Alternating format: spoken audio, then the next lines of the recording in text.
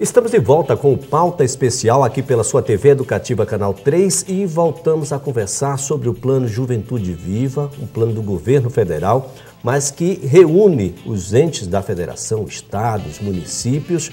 Foi lançado na última quinta-feira aqui em Maceió e nós voltamos a conversar também com o secretário executivo da Secretaria de Igualdade Racial, Mário Teodoro. Diferente. Diferente precisa ser ruim, Mário? De jeito nenhum, de jeito nenhum. O diferente é uma riqueza, né? A desigualdade é uma pobreza social, mas a diversidade é a nossa maior riqueza. Olha uma coisa interessante, Elias.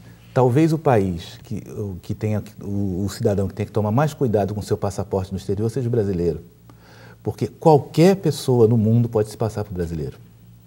Porque nós somos o país da diversidade.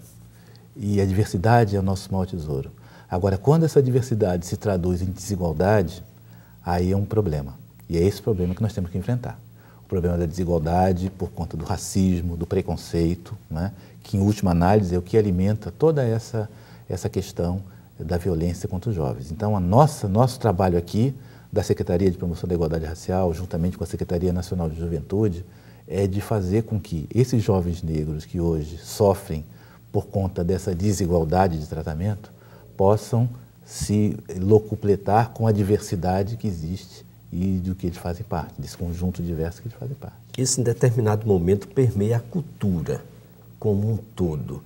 Elemento que só pode ser modificado com o tempo, não será pouco tempo, com a participação efetiva de todos, sociedade organizada, civil, poder público, meios de comunicação, de modo que a gente possa interferir num quesito que eu acho que deve ser um dos pilares aí, que é a educação. Educação. É o nosso calcanhar de Aquiles ainda, né? O governo tem trabalhado muito na questão de educação de base, né? E nesse caso específico do nosso programa aqui, a educação é um dos pilares que nós estamos trabalhando.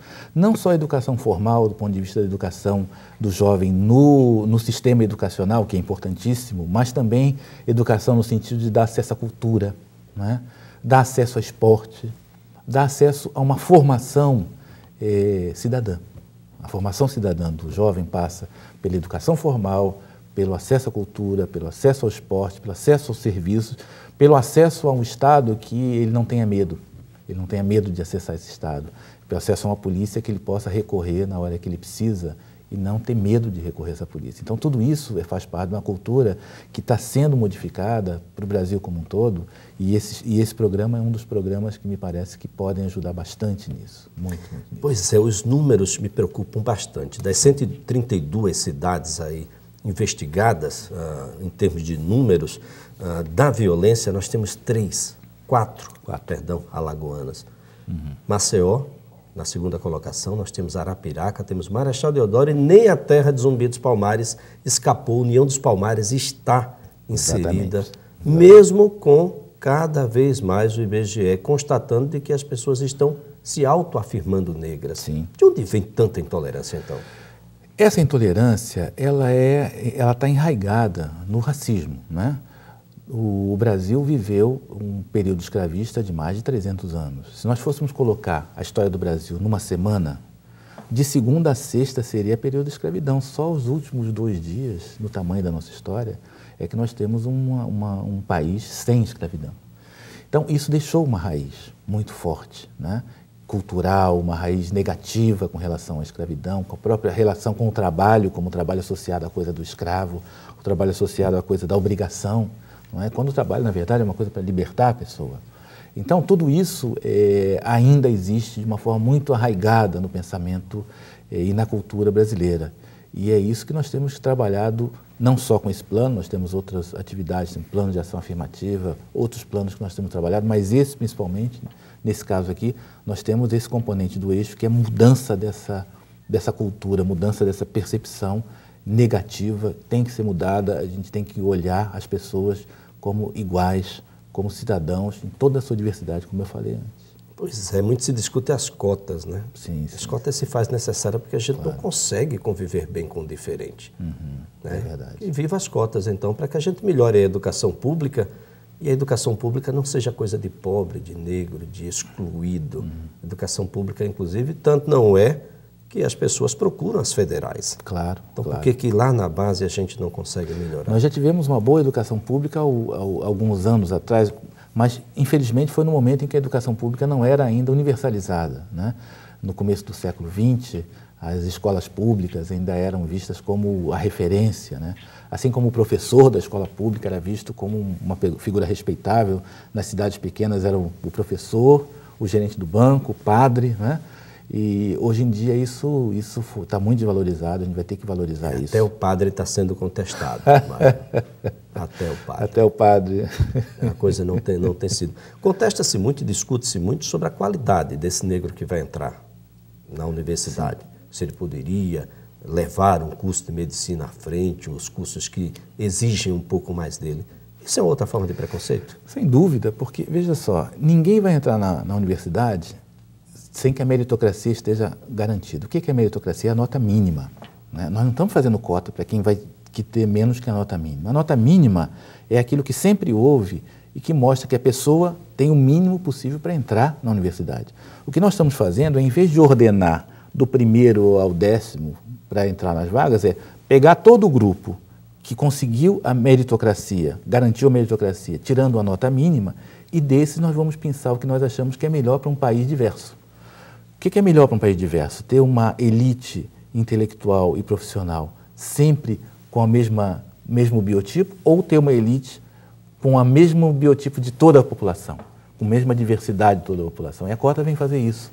Ela vai fazer com que no futuro tenhamos médicos, dentistas, psicólogos, diretores, presidentes, de todas as cores, né? Pois é, biotipo é uma situação que a gente precisa superar, né? Claro. Esse determinismo biológico não pode ser o elemento fundamental para você, antecipadamente, exatamente, poder determinar de que vai ser culpado ou não, suspeito ou não, só pelo fato, por exemplo, da sua cor, da pigmentação, da pele. Isso é lombroso não pode não estar atualizado. Não deveria ser mais não estudado. Não deveria ser mais isso. Uma coisa interessante que tem com relação às cotas também, só para complementar, é que ninguém sai da universidade por cotas. Ninguém sai da universidade por cotas. Você pode entrar por cotas, mas só se sai da universidade se cumprir todos os requisitos que aquela universidade tem. O mérito está totalmente garantido. Então, a pessoa que se formar, independente da cor, ela vai sair porque a universidade está lhe dando um diploma porque ela saiu por seus méritos. Voltando ao Plano Juventude Viva, pois não. Tem recursos garantidos? Um plano como esse não é fácil, é um desafio. Tenho certeza que todos em Brasília e fora a secretaria atinge todo o país, deve estar torcendo muito e muito empenhado para que o projeto piloto precisa dar certo. Sim, nós fizemos um esforço muito grande junto aos ministérios, né?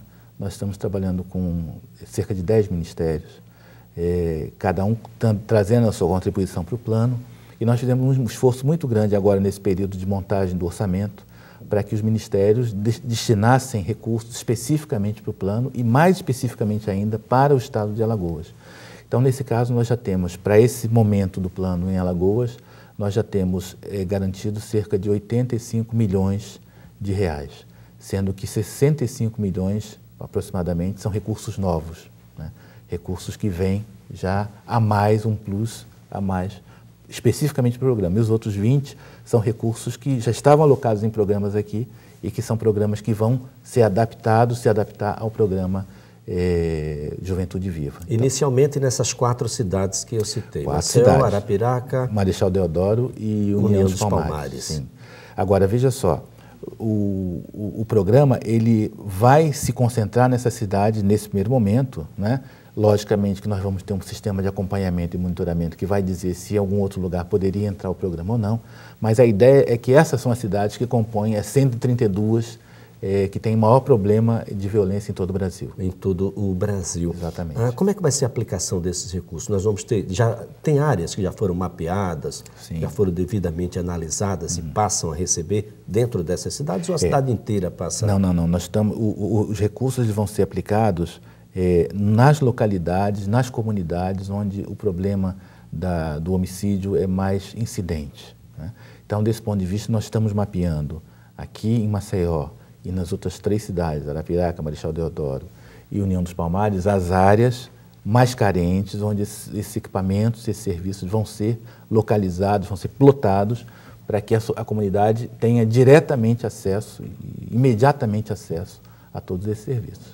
Secretário Mário Teodoro, o que é que a comunidade pode esperar? O que é que a gente pode dizer para aquele cidadão que está nos assistindo agora, está numa dessas áreas de violência, que ainda tem medo de sair, não tem a certeza de que o seu filho vai chegar aos 30 anos de idade, infelizmente a juventude nessas áreas mais complicadas, onde a violência é mais evidente, a juventude não está chegando aos 30 anos e não está gerando novas famílias, ou quando gera inicialmente, essa família vai ser esfacelada um pouco mais adiante. O que é que a gente pode dizer para esse cidadão que está nos ouvindo agora? A gente pode dizer, a primeira coisa é o seguinte, que o governo está atento a isso e que o governo acha essa situação inaceitável.